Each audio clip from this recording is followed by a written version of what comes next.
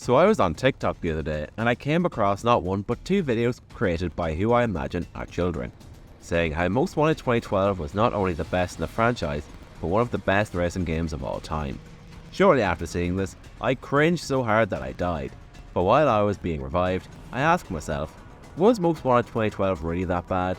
Was it really the bane that we know it as? Was it fairly criticised? Well, for this video, I'm going to find out.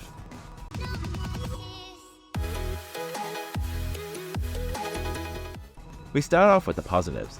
The game couldn't have started better. You had a lovely scenic views of Fairhaven while Muse's Butterflies and Hurricanes was playing. It was perfect to get the fans going.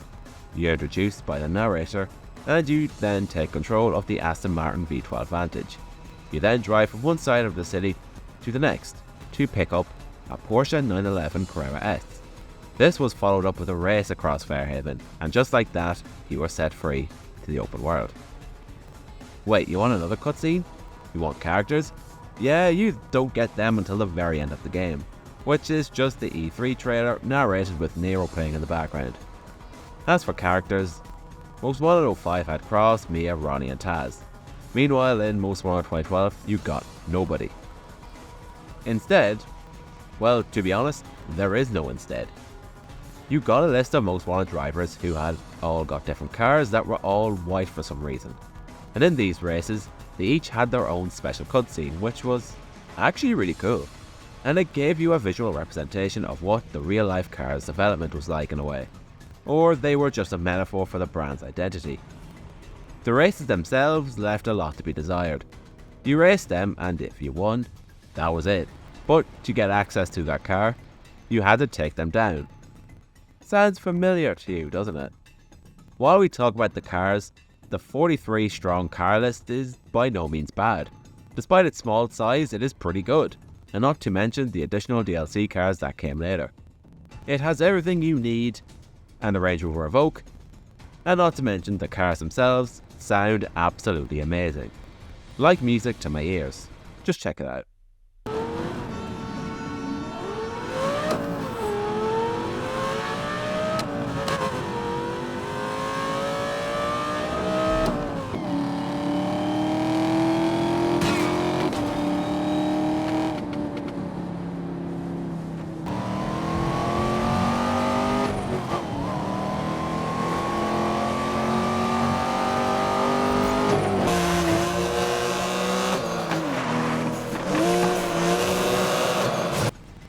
Now for the actual music. It absolutely slaps. This is perhaps one of the best soundtracks in Need for Speed history. I will admit that this game did not have the right to have a playlist that slapped this hard. Deadmau5, Chemical Brothers, Calvin Harris, an example, Muse, The Frickin' Who, Rudimental, Madian, Muse again, and so much more. It was perfect for the setting and vibe of this title. Meanwhile, the map of Fairhaven, including the DLC airport, was also very fun. It had plenty of variety for a city map, and overall it wasn't terrible. Sure, it was a little bit depressing in areas, but I honestly can't fault the map. So huge props to the level design team at Criterion for creating this. In fairness, they're usually good at this stuff.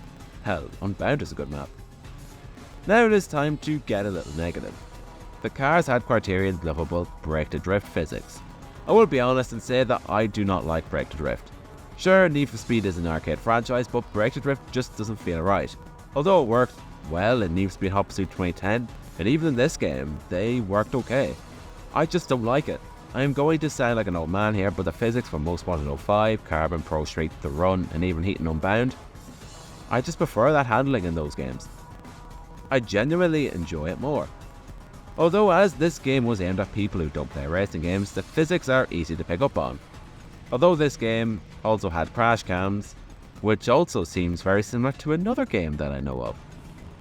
The cops in this game were fine, easy for them to find it and chase you, and the Crown Victorias at the start were very easy to evade, but they were also able to outrun you, even if you're driving a Bugatti freaking Veyron. The Chargers were the same, only faster, and the Corvettes were absolute rocket ships with spike strips, but also weak as hell. We also had an SUV and a Rhino which would hi-ho your ass if you went near them. Overall, they were okay, but not as good as Most Wanted 05s. Now it's time that we get on to the really negative. If you like progression and a hard grind, this was not the game for you. All cars, except the 10 most wanted ones, were available to you from the get-go. All you had to do was find them, and just like that, they were yours. Do you want customization? How does a colour change at a repair shop sound? Geez, that sounds familiar, doesn't it? Back to progression. The game could be beaten in a day, if not one sitting if you were really sweaty. The rivals, as I mentioned, are nameless, and there are no characters. What you get as a result is what feels like a rushed, half-assed storyline, only there to add some filler so that people could get to the multiplayer, which to be fair was very good. But the main story of Most Wanted 2012 was an absolute far cry from what Most Wanted 05 storyline and progression was. Finally, my biggest critique of all is the game's name. Not only does it not feel like a Most Wanted game, it doesn't even feel like a Need for Speed game for that matter. It shares little to no characteristics with past titles other than cops and licensed cars. And I think it is safe to say that this game was just a refreshed Burnout Paradise. Or as it's been jokingly called. Now don't get me wrong, Burnout Paradise was a good game. A great game actually, as it possesses all of the same Burnout features and characteristics from that franchise. But putting that into a game which doesn't share a lot of those characteristics, and you end up with something that feels like a passionless cash cow for EA, which this title ultimately was. They expected to use the Most Wanted title as a way to encourage and hype players up. But as a long-time Need for Speed fan, I can honestly say that I hate this game because of the name. If it was named something else, I honestly think it would have been received by the community better.